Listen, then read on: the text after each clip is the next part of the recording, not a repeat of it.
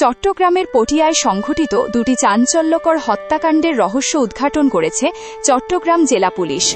উনি 5 বছর বয়সে ছেলে জায়ান, এই জায়ান নিখোঁজ হয় 1টার দিক। সাথে আমরা থানাতে নিয়ে গিয়ে আমরা জিজ্ঞাসাবাদ শুরু করি এবং তাদের প্রত্যেকের লেখা, এই লেখার সাথে মিল আছে কিনা আমরা আলাদা আলাদা করে লিখতে বলি এবং তারা কিন্তু প্রত্যেকে লেখার পরে তখন এই মেয়েটার লেখার সাথে আমরা খানিকটা মিল পাই এবং ভালো তথ্য প্রযুক্তি নির্ভর তদন্ত, গোয়েন্দা তৎপরতা এবং ধারাবাহিক অভিযানের মাধ্যমে আলোচিত 2 মামলার সঙ্গে জড়িত আসামিদের শনাক্ত ও গ্রেফতার করা হয়েছে।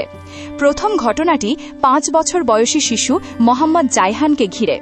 গত 16 জুন পটিয়া পৌরসভার দক্ষিণ গোবিন্দারখিল এলাকার বাসিন্দা মোহাম্মদ শাহজাহান তার ছেলে নিখোঁজ হওয়ার বিষয়ে থানায় সাধারণ ডায়েরি করেন।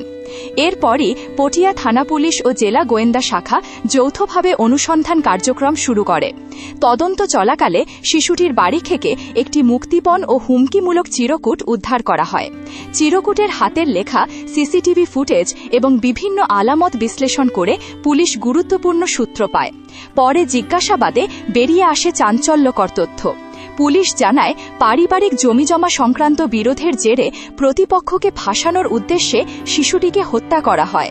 আসামিদের দেওয়া তথ্যের ভিত্তিতে 18 জুন গভীর রাতে বাড়ির পেছনের নর্দমার ময়লার মধ্যে লুকিয়ে রাখা বস্তাবন্দি অবস্থায় শিশুটির মরদেহ উদ্ধার করা হয়। এ ঘটনায় 3 জনকে আটক করা হয়েছে। মরদেহ ময়নাতন্ত্রের জন্য চট্টগ্রাম মেডিকেল কলেজ হাসপাতাল মর্গে পাঠানো হয়েছে।